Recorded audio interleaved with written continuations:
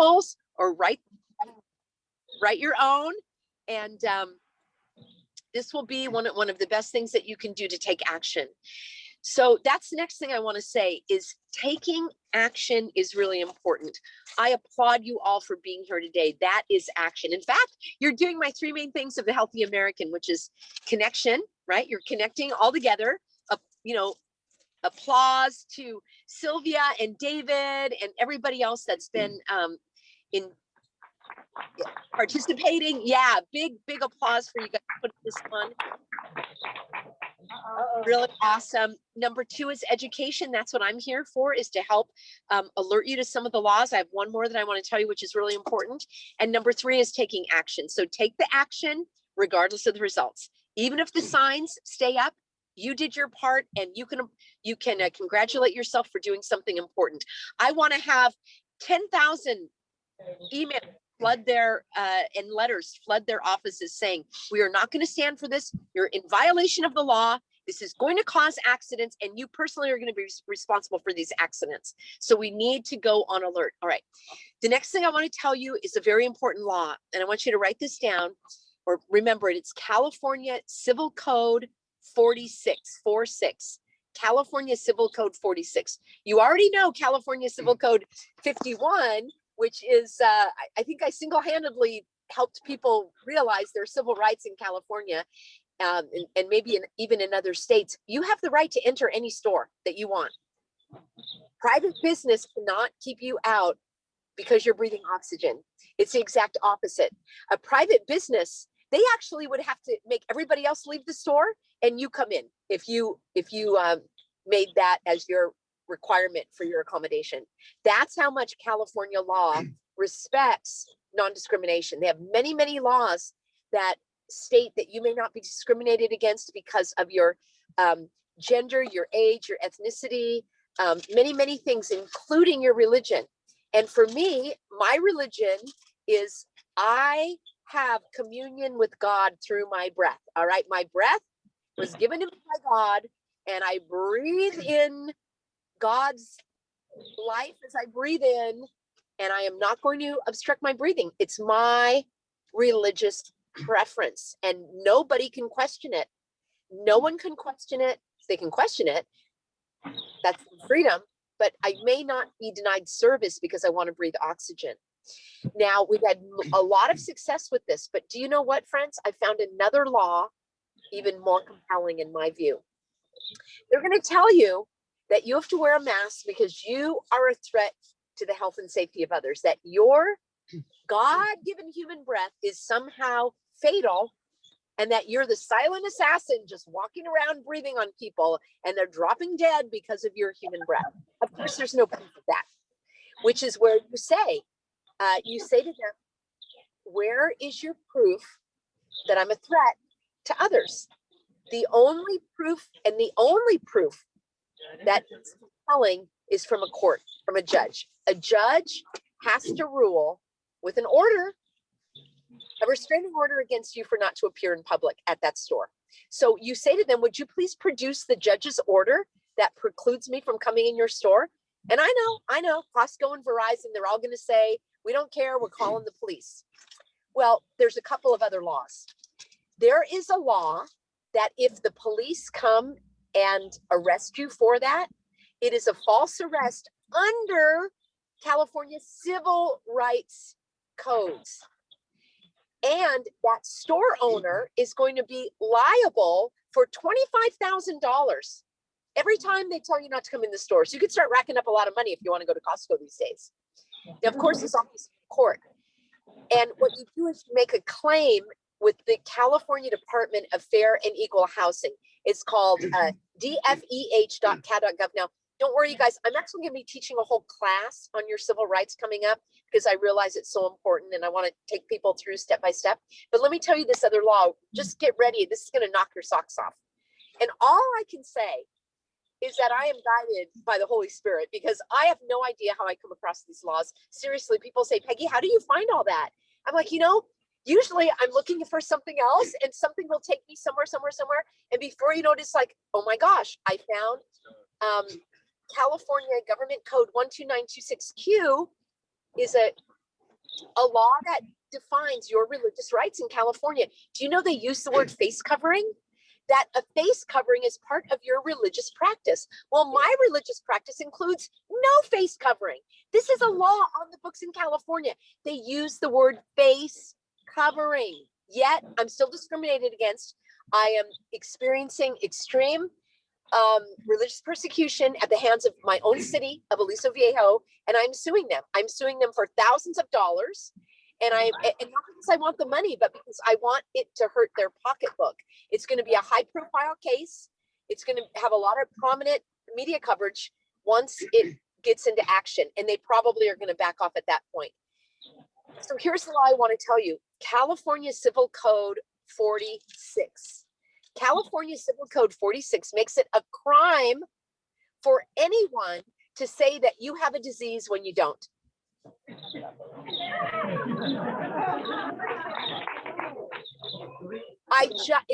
It's under the California law of defamation. You are defaming someone if you claim that they are carrying an infection, loathsome, that's the words in California, loathsome disease. If someone claims that you are carrying an infectious, contagious, or loathsome disease, that is defamation of character. You can sue them for several thousands of dollars, especially if it harms you, like you got laid off from your job or you didn't get the medical care that you needed. I am going to teach a class on this, you guys, and I'm going to show you exactly where to file the complaints, the steps that you have to do in the court. You're going to learn how much money you can claim and other things. For example, the city is persecuting me for my religious beliefs, and they're not letting me in the city pool because I won't restrict my breathing for the 10 yards. It's not even 10 yards, like 10 feet to walk through a gate in an outdoor pool. So because I've not been able to go swimming, now I'm suffering physically. I have nerve damage in my arm. All of this is going to be in the lawsuit because they told me that I should find a different form of exercise. Can you believe that? That would be like telling somebody in a wheelchair they're not allowed in the aerobics class. That's like telling somebody with who's wearing a turban that they can't go to the yoga class because somebody will think they're a terrorist. So they're going to be sued. I've got 3 lawyers now that are looking at my case, and I'm going to go with the strongest firm possible. It's all going to be all out in the wash. And I want to do it so everybody can see that it can be done. I want to do it so everybody can see the steps that I take step by step, how much it costs, what the lawsuit looks like. It'll be a template that everybody can use. So I go on the religious aspect much more than the medical exemptions. Medical exemptions are allowed in California for vaccines for your employers and for colleges and universities. The California legislature illegally, unlawfully removed the religious exemption for children in K-12. But I have the easiest remedy of all, which is to remove your children from the K-12 schools. I've been in California education for over 30 years. I was the director of teacher professional development for K-12 teachers at the University of California, Irvine. My entire profession for over 30 years has been in teaching teachers how to teach in higher education. I've seen with my own eyes what the schools, what the curriculum, what the requirements are. Anytime a parent gives their minor child to a school, the school is now acting in, and I'm not an attorney, but the phrase is in parento locus. I think it's in place of the parent. The school is the parent. They are taking 12-year-olds to get vaccinated without parental consent. A child who's 14 years old can have an abortion without parental knowledge. Regardless of where you stand on these issues, it bothers me. It doesn't sit right with me that the school is usurping the parental rights. I have a remedy for everyone, regardless of whether you work, you're a single parent, retired. If you have medical challenges, you don't need, I have a remedy for everybody, regardless of your financial situation. We just completed our first round of Freedom Learning Specialist training. We trained over 45 teachers you don't have to have a credential. You don't have to spend thousands of dollars. This is a few $100s to go through the program to learn freedom learning outside the box. These individuals now are capable of teaching other parents' children, of running schools and group, maybe not a school, that comes in the third level, but they're capable of helping these parents when they've got their kids at home doing the distance learning. This is not distance learning. This is real life learning. It's natural learning where the kids thrive. I'm putting together all of the footage of the success stories in your parents and the kids. This is going to change the trajectory of our country, getting kids out of the indoctrination centers. That's why we're in the condition we are right now. So I'm very, very strong on education. And that is like the foundation of where we need to go. So I'm going to stop talking right now, friends. I would love to take some questions as we are. I know we're a little behind on the time. So I'm ready to take questions from anyone. And if anybody's got their device on this Zoom call, turn it off, please. Thank you, Peggy Hall. Peggy, that was very powerful. Thank you. We appreciate your freedom-loving solutions. And my first question is, I don't know how much time we have before the next set here, but I'm sure just a couple minutes here. But do you know anybody who has won a lawsuit based on the discrimination or the ADA or some of the things that you mentioned, or it takes time? Because I've been arrested and other people have been arrested too. So do you know anybody who's won or even got maybe an out-of-court settlement or anything like this where a financial reward has been given, or is it still kind of uncertain or in the pipeline? It's only been going on for like a year or so. Any thoughts on actual rewards given? Yeah, David, I think a lot of these are still in the pipeline, and it's by design. So the courts don't want to make rulings on these things right now. They want all of the emergency orders to go away. So then the defendants will probably say, oh, I give in, I'm sorry, it's all over now.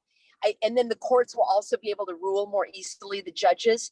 I will say that I do have a couple of people that do have cases that are proceeding against REI in California and also against Sprouts and against Trader Joe's.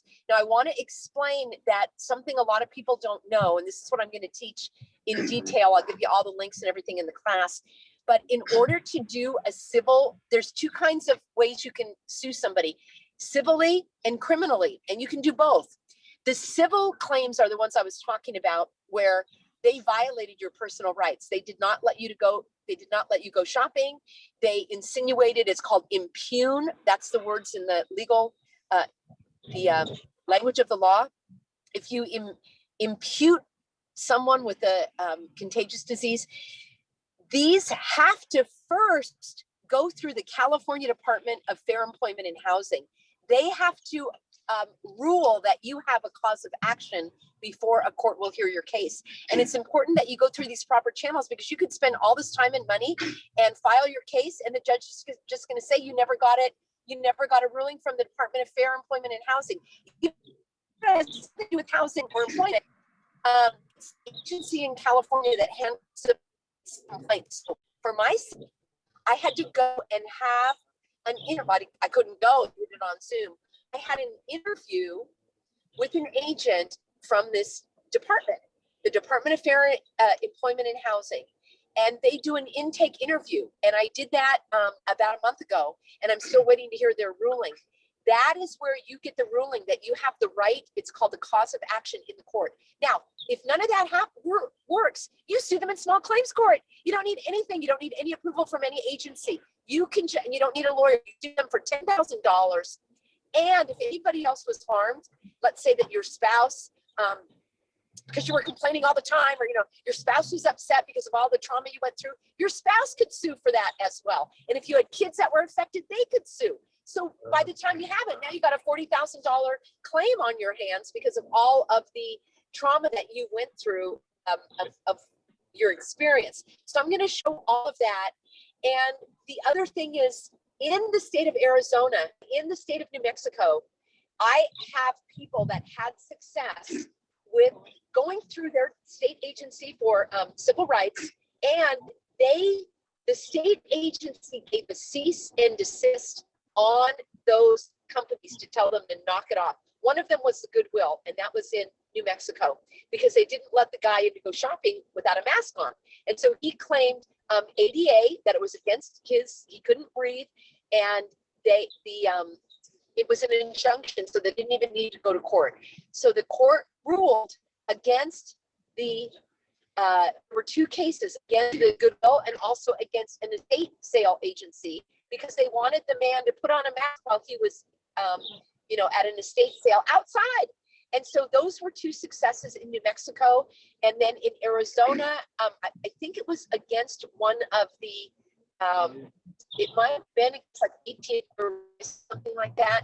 But the issue is, it only applied to that one person. So that one person had the ability to go back in the store without the mask. It was not a class action where it applied to everybody. Now, I don't know if it's because they didn't know, whoever handled the case didn't know how to do it, or if it was just limited because it was that one person who brought the cause. What I want for the state of California, because I'm also going to name Newsom, and I'm going to name the health officers, and I'm going to name the county, because they're what told the city to discriminate against me. I want it to be a class action where there will never again be any governmental edict that allows for the stores and the government to violate our religious rights, period. So that's what I'm working on. So I think, David, there are some that take a long time to get in, and they do that on purpose, but I would never give up. I saw there are some cases going against my county of Orange, in Orange County. They were filed for other things in 2017, and they're only now coming to trial. So that's the court system. It's a little bit corrupt too. I think small claims is a really good bet. The reason the small claims is good is because they still get a summons in the mail to show up to court. They know they're being sued. Yeah, small claims are interesting. I think it's under 15,000 or under 10,000. So we'll take a look at the small claims issue. One quick question. We gotta wrap up here, but maybe like a short answer if you can. Sylvia, if you want to ask the question here. Okay.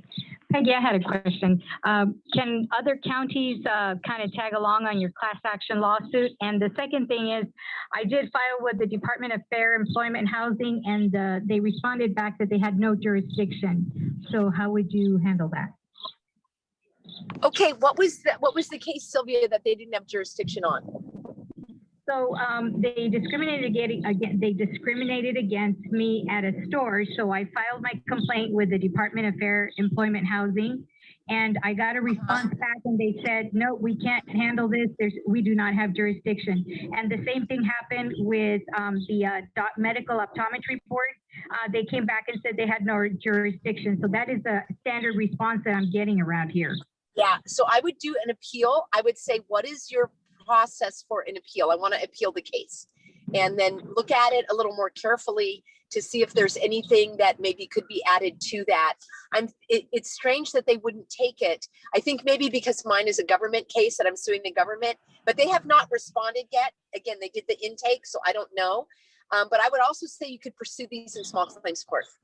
You don't need any approval for that. Okay. And then lawsuit? Thank you. Yeah, and follow up with me on that also, Sylvia. Follow up with her. Oh, Awesome. okay, will do. Thank you, Peggy. Ladies and gentlemen, David. Peggy.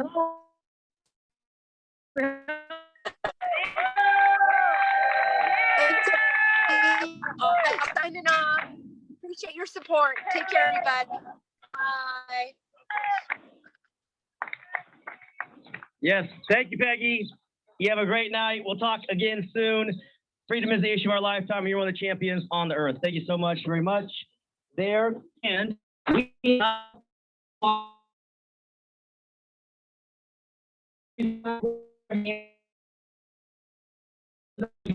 You guys to come on. He's on the earth, very intelligent, powerful in our own ways. So, you guys come speak as well, whatever your passion is for freedom and solutions. Yes, there's affidavits going around the county.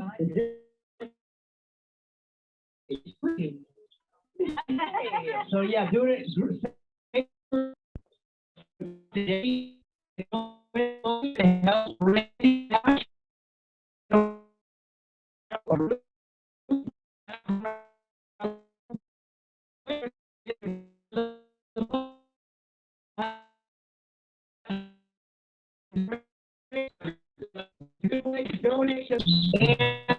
Maybe play to win some money. You guys are interested in this. So,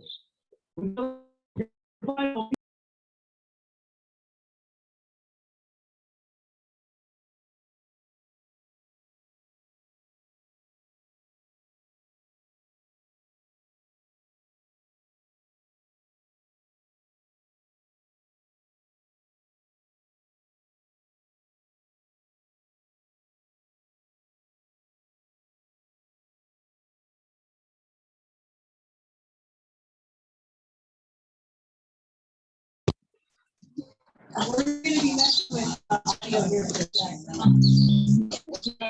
second.